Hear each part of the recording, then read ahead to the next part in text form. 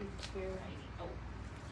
Hello and welcome to Beaverdale Books. Thanks so much for coming to today's event. And before we begin, I want to share a couple of our other upcoming events. This Tuesday we have Kevin Mason. He's going to be talking about his book, Retracing the Dragoon Trail in Iowa. And then on Wednesday the 29th, we will have Felicia Babb-Cass, and she will talk about her book, Yield, a quixotic quest to rescue virtue. And you can find all the information on our website.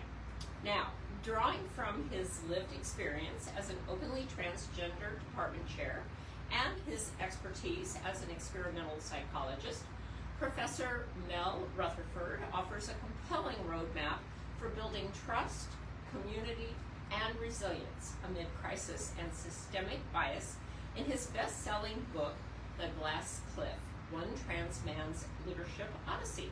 Mel is a professor of psychology with a BA from Yale University and a doctorate from UC Santa Barbara. He stepped into a glass cliff opportunity as department chair during a time of crisis and guided his department into resilience and growth. Through values-based governance, shared leadership, and consensus decision-making, he demonstrates how organizations can turn turbulence into opportunity. Welcome, Dr. Mel Rutherford. Thank you. On Friday, April 16th, 2021, Ontario's Premier, Doug Ford, announced a strict shutdown as COVID-19 cases were spiking once again. Schools were closed, stores were closed, gyms, playgrounds, golf courses, and places of worship were all shuttered. Funerals were limited to 10 mourners. No one could enter anyone else's household. Even outdoor gatherings with people from different households were banned. Stay-at-home orders were expected to last 6 weeks, enforced with new powers. Police could ask anyone outside their home to provide their address and their reason for being out. The fine was $750 for an unsatisfactory answer. The Ontario Provincial Police plan to screen all vehicles crossing into the province starting on Monday, 1 minute after midnight. That night at dinner, my wife, Melanie, asked my two teenagers, Emerson and Xander, if they wanted to leave the province. Our kids are both competitive swimmers. They were allowed to train during the shutdown, but no pools were open nearby, and their training was stalled. School was online, so they lay in bed during class, cameras and microphones off. Social isolation pressed down hard. They decided to go where they could swim. At dawn the next morning, Melanie, Emerson, and Xander drove out the driveway, the car loaded with clothes, swim gear, and Xander's desktop computer. They were off on their 30-hour drive to New Mexico to stay with Melanie's father, racing the clock before new travel restrictions took effect. For the next 3.5 months, I was home alone, forbidden from seeing anyone and leaving the house only for solo hikes. Restaurants were closed, trips to the grocery store invited suspicion. I dove deep into our freezer, surviving on a bizarre selection of forgotten meals. Some good, some freezer burned, some inscrutable. Before my family returned, I had posted my new, strongly worded freezer rules on the fridge. Freezer rules. Do you put food in the freezer that you never intend to retrieve? No. Do you put food in the freezer with no date so no one will know how old it is? No. Do you put food in the freezer with no label so no one will know what kind of food it is? No. Do you put food in the freezer that is not properly packaged, leaving it to freezer burn? No. Do you put food in the freezer that no one will ever eat? No. With plenty of time on my hands, I was prepared to offer feedback on their use of the freezer. Isolation was wild and disorienting. Work meetings and social connections were flattened to two-dimensional Zoom squares. I sat in my chair in the living room each Sunday watching the minister of my local Unitarian Universalist church deliver her sermon on Zoom. As an introvert, I thought I'd be fine, but 16 weeks of solitude was a test. I learned the Star Trek Voyager theme on my French horn. I practiced scales on my bass guitar. I explored local hiking trails that I'd never found in the 20 years of living in my house. I binge-watched Ozark and Orange is the New Black, and I slept a lot. My only companions were two dogs, Kahlo, a dachshund, and Zia, a blue heeler mix, with whom I developed routines. We went on a daily walk in the morning, cautiously keeping our distance from any human we encountered. In the afternoon, I'd throw a stick in the front yard until somebody wandered off to chew on it. Every evening, I let them know it was bedtime by singing the bedtime song. The experience was surreal and exhausting. Eventually, I lost track of what day it was. How long had I been alone? It was during this period of isolation that I became my university's first transgender department chair.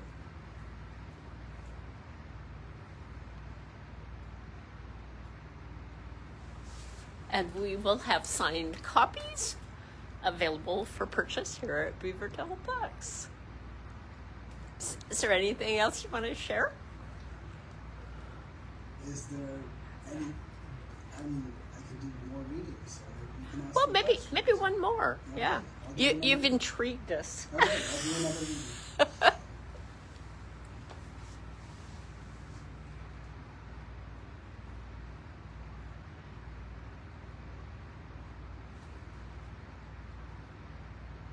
Are we ready?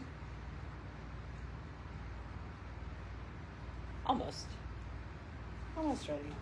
Okay.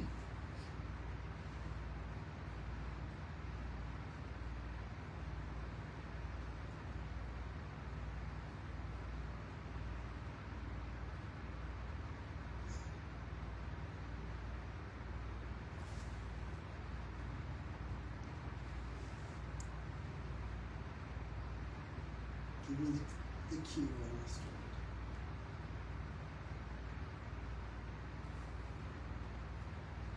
And you're currently on book tour, right? We're currently on a tour, cross-country tour. We're driving a 1984 VW Westphalia Vanagon Oh my goodness. all the way. Right now we're in Des Moines, Iowa. We're gonna, in a week we'll be in Colorado, and then we're going into Idaho, and then we're going into Oregon. Oh, wonderful. All up the coast then in Oregon, or We're just right now. We're just pretty much due west, and Yeah. then once we get there, we'll head south. You ready? Yeah, what made you write this book? Well, I have spent the last 5 years being chair of my academic department, and the glass cliff is this concept that people who are women and people with marginalized identities are given a leadership opportunity when an organization is in crisis, and that was true in my case. And so this is the story of how I tried values-based leadership strategies to recover from a crisis that my department was in. And can you read out the title of your book? The title of the book is The Glass Cliff, One Transman's Leadership Odyssey. Cool. And here's a little reading from chapter 1. It was April 21st, 2021, and here we sat on another Zoom meeting of the chair selection committee. We looked like the tic-tac-toe grid from the opening credits of the Brady Bunch. We had completed the weeks-long process of defining our vision of the role, but we had no applicants. It was starting to look like we were wasting our time. I knew that my dean had had a very difficult time over the past year, and I knew she was working hard to find someone to chair this department. I wanted to help her. It came to me as an epiphany. The second it occurred to me that I was the right person to serve our department as chair, nothing else made sense. I felt called. I could do this job. I could take what I learned from Unitarian Universalism and from my experience as a trans man and bring something unique to the role, bridging viewpoints and providing a role model. My values could be the foundation of my leadership. I had worked for social justice my whole life, so I thought I was tough enough to endure what was to come. As a trans man, it was possible that I had happened on the only leadership opportunity that I would ever be offered. The glass cliff theory describes how minoritized leaders are often offered leadership roles during crisis when the chances of success are slim.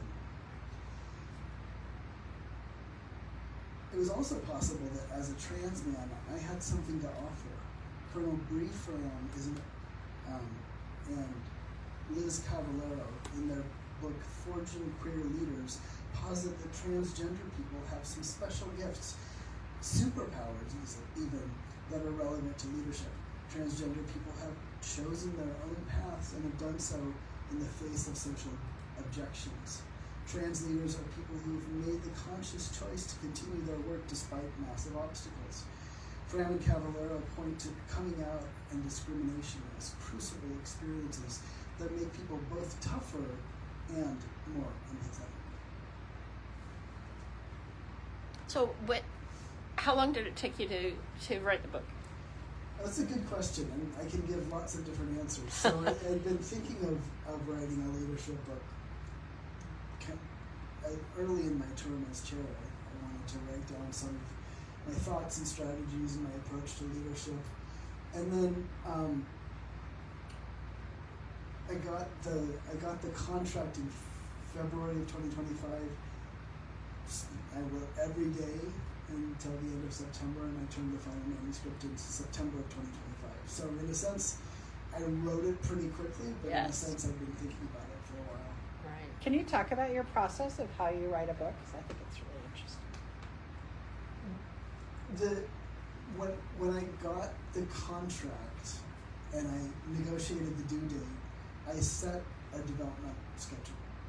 So I knew I was going to be writing every day, and I actually mapped out, and this is the way I work, I mapped out what chapter I was working on, which date, and I kept to my schedule. Every single day, I knew which section I was working on. I worked on that chapter, and it was very reiterative. So I'd go chapter 1 to, it's an 11 chapter book, or chapter 1 to chapter 11 across several cycles.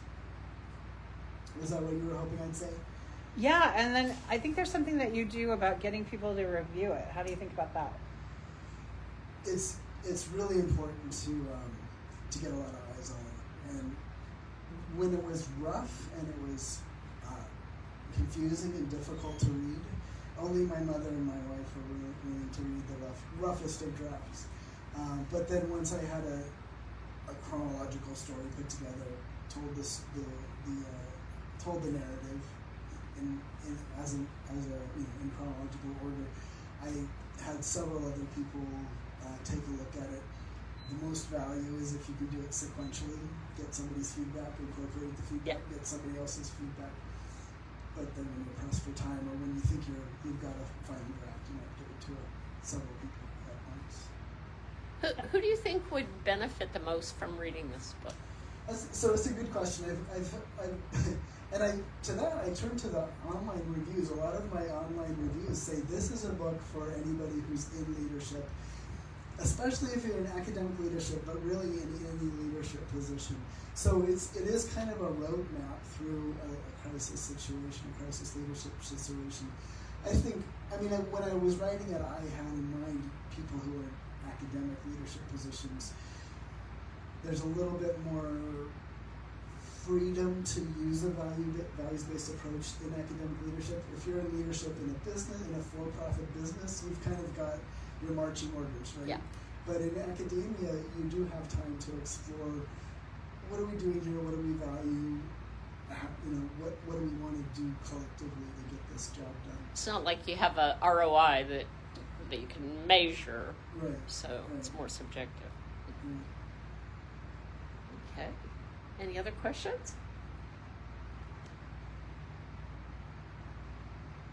How do you think about feedback when you're writing a book as opposed to like getting a peer-reviewed publication? Well, actually, I think they're quite similar. So, and when I get feedback on something I've written, I really look for the value in the feedback, and I try not to get defensive. Right? Somebody's going to say, "Well, you didn't explain this," and you want to go, "Well, I explained it right here on this page." But you have to realize if the reader thinks you haven't explained it, then you haven't explained it. That's right. You've got to get what does the reader need for me for them to understand what I'm trying to explain. And if they say you haven't explained it, you need to give them more. Yeah. Is there another book on the way? Not in the very near future. This book captures the last 5. I had a 5-year term as department chair, and this gets you kind of from the beginning of my term to the end of my term, and that's kind of the story that's all wrapped up in this book. In order for me to write a next book, I'd have to decide on the framing of that next book. This one is framed very nicely because it's a 5-year term. Yeah. Is it your first book? Well, this is my first narrative. This is my first memoir. I've written a textbook in developmental psychology, and I've written a research anthology in having to do with social perception. In fact, the book is called Social Perception. Okay. Well, thank you so much for coming to Des Moines Thanks and for sharing your having me. book. Thanks for having me. All right.